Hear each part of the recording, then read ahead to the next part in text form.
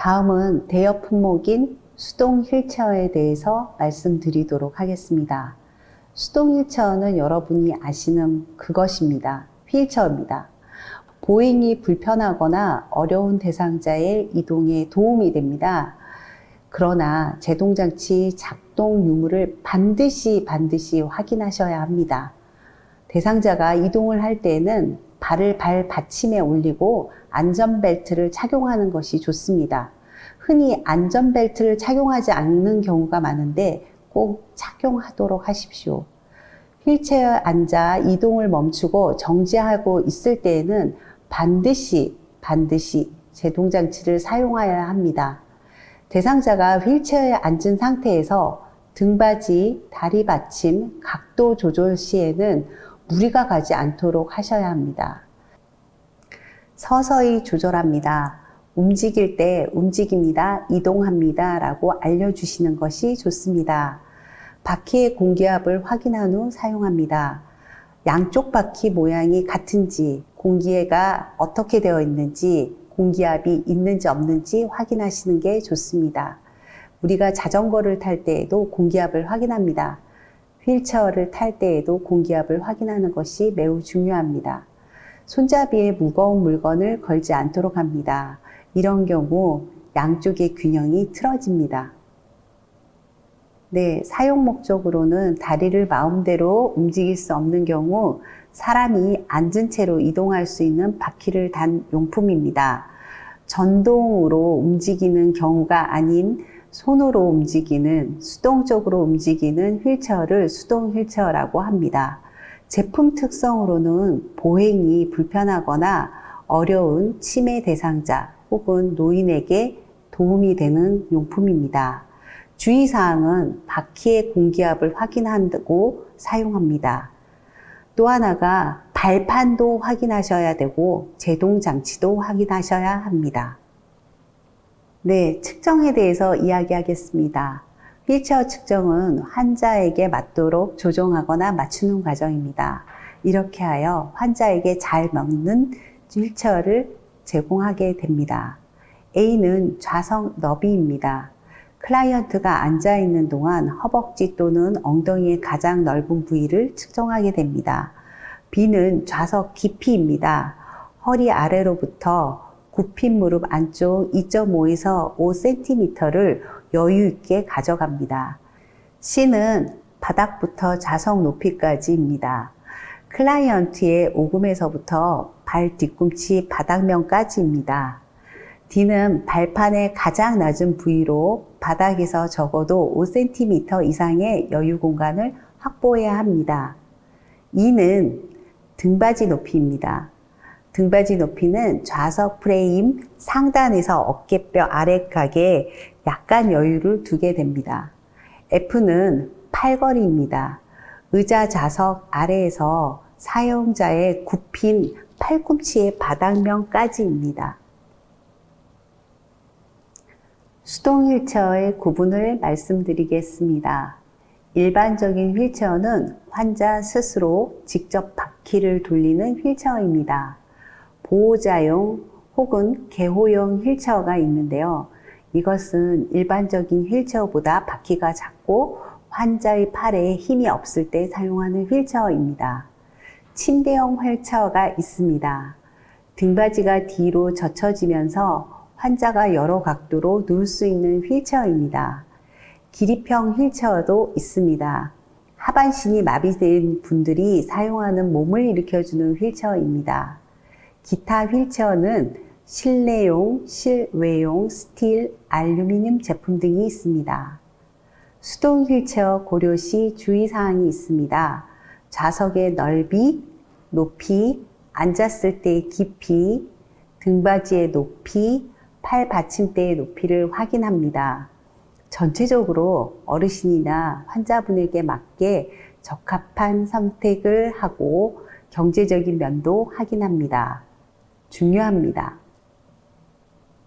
설명한 휠체어를 다시 한번 보겠습니다.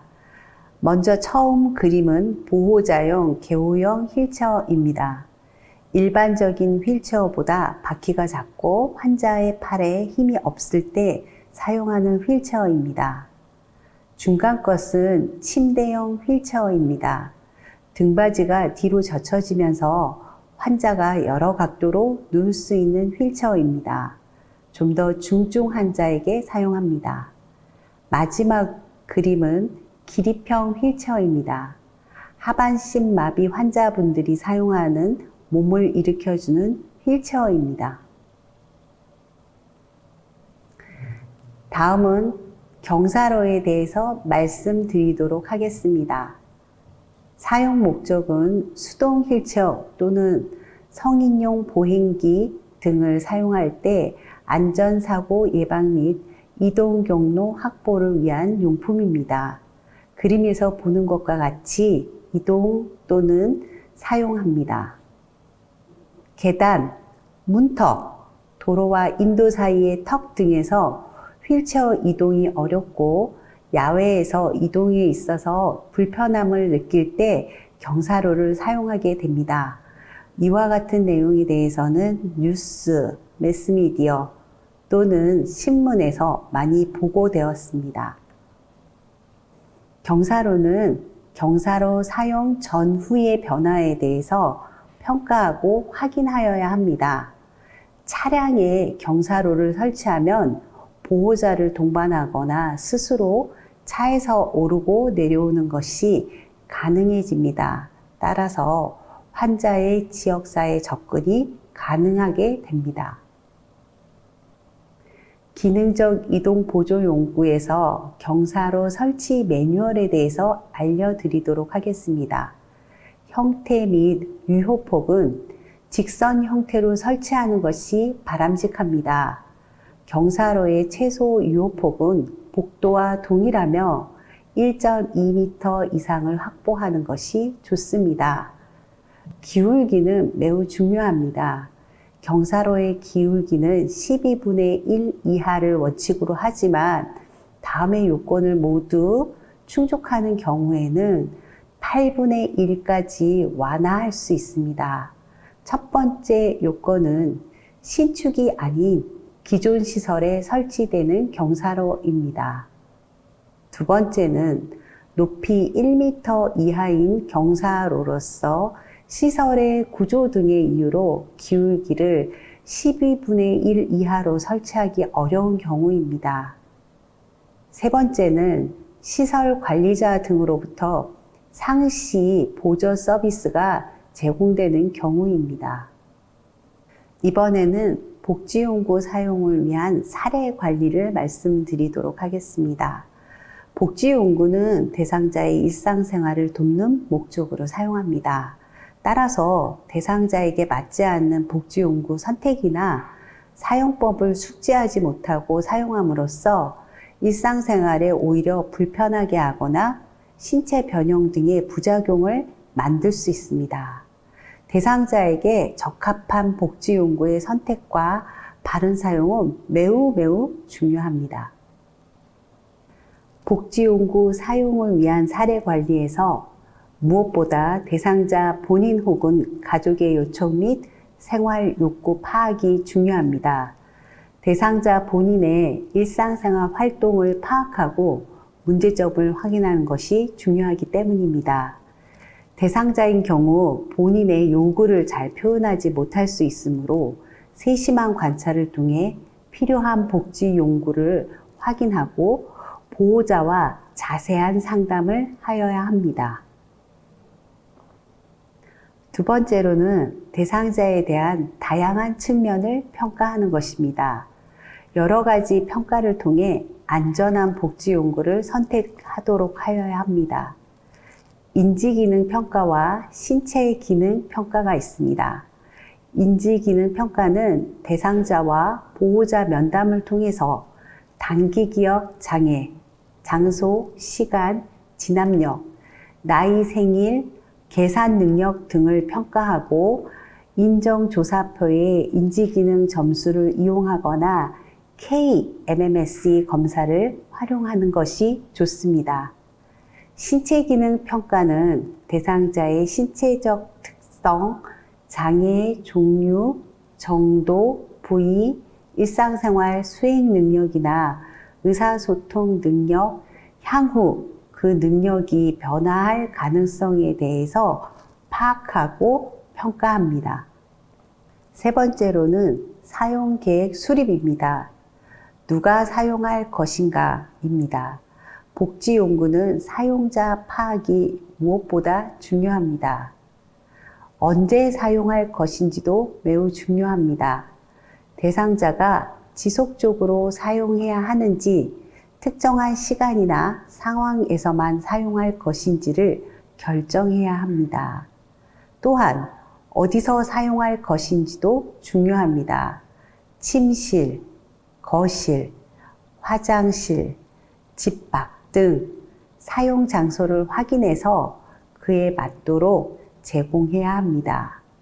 마지막으로 무엇을 사용할 것인가입니다. 어떤 용구를 사용하고 몇 개를 사용할 것인지를 확인해야 합니다. 사용계획 수립에서 어떻게 사용할 것인가에 대한 내용입니다.